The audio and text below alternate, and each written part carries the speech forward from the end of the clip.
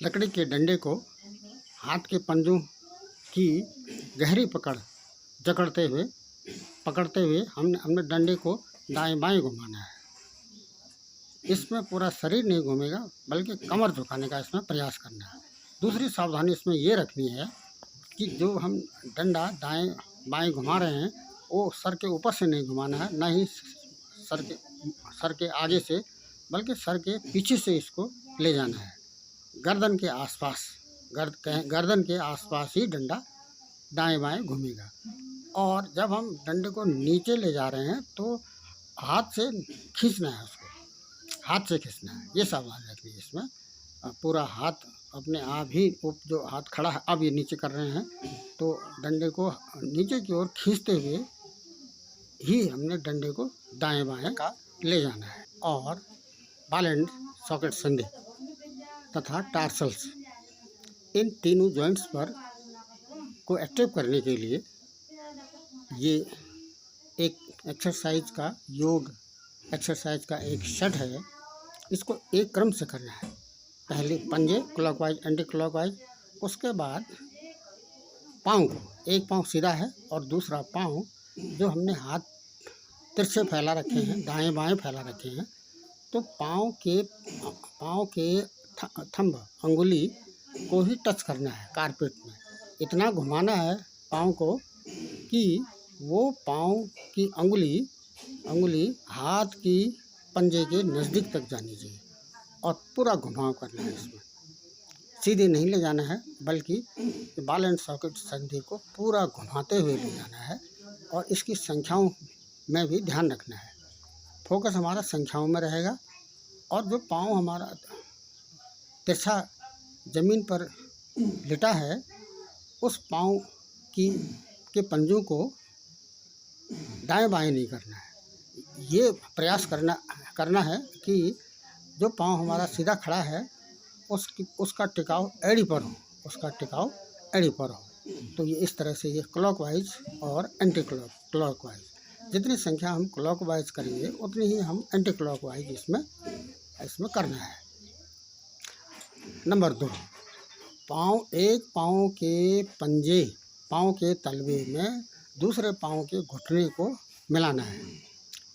तिरछा है, दोनों घुटने इसमें तिरछे हैं और एक पाँव का जो तलवा है उसके अंदर, उसके मध्य में दूसरे पाँव के घुटने को ले जाना है। और पाँव हाथ तिरछे रखने, हाथ तो दाएं बाएं रहेंगे, गर्दन अपोजिट साइड में जाएगी। इसमें यह ध्यान रखना है कि जिस पाँव को हम घुमा रहे हैं उससे अपोजिट जानी है गर्दन। तीसरा स्टेप है, अब हम इसमें पाँव ऊपर उठा रहे हैं।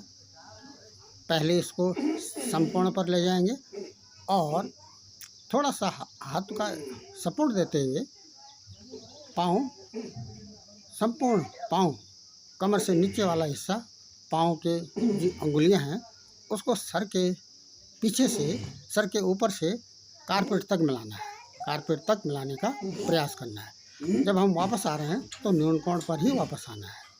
पाँव जब हमारे न्यून कोण पर आते हैं तभी हमने कमर को, बेल्ट को ऊपर की ओर झुकाना है। अब शीर्षासन, जैसा कि बार बार शीर्षासन करने से पहले ये मंडूक आसन की स्थिति है। कमर सीधी है, हिप्स का टिकाव नहीं है, पाँव के एड़ी में हल्का सा स्पर्श करते हुए ही हमने रुके रहना है।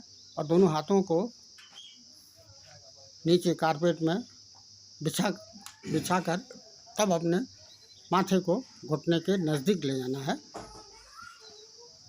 इस तरह से थोड़ी देर स्थिर रहेंगे, सांस को संतुलित करनी है और पूरी सांस बाहर छोड़ते हुए ही हमने नीचे जाना है।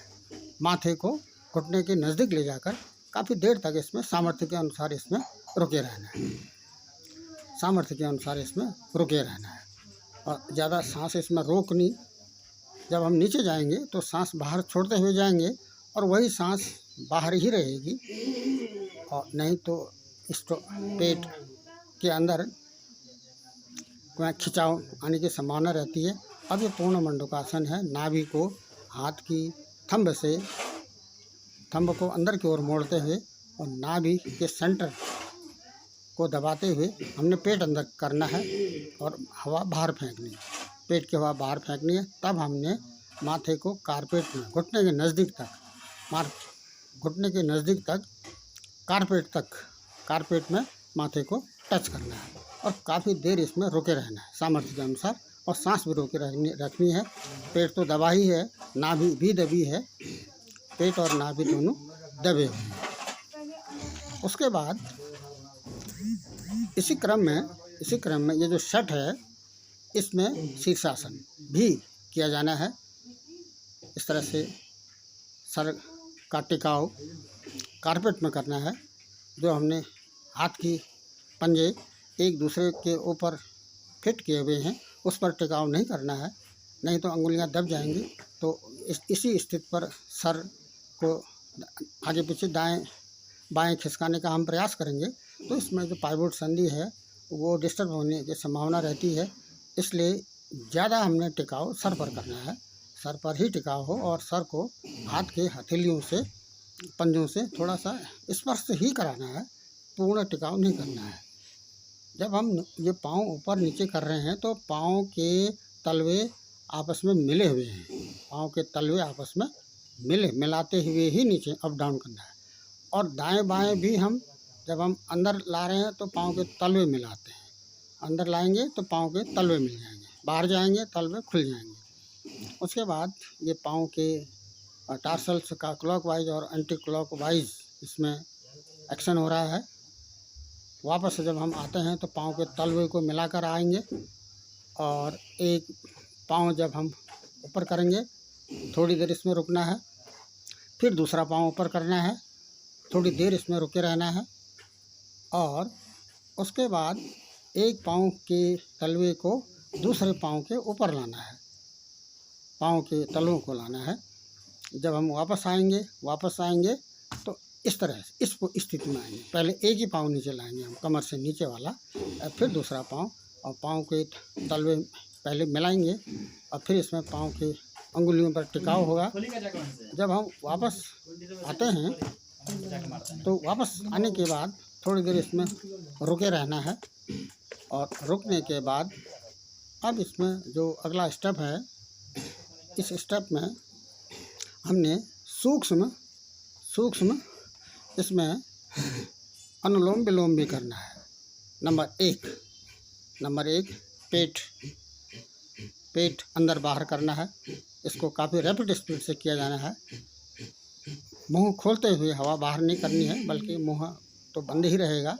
और पेट को अंदर हम जितना दबा सकते हैं अंदर हमने दबा लिया है और दबाने के बाद फिर हम घुमाने का प्रयास करेंगे। केवल पेट घूमेगा, पेट का हिस्सा ही इसमें घुमाना है, पूरा शरीर नहीं घुमाना है। कमर से ऊपर वाला हिस्सा नहीं घुमाना है, बल्कि केवल इसमें पेट घूमेगा, क्लॉकवाइज और एंटी क्लॉकवाइज। पेट को इसको राउंड में घुमाया जाना है। जब हम अब इसी क्रम में हमने फेफड़ों में सांस भरनी है और झटके से सांस भरनी है।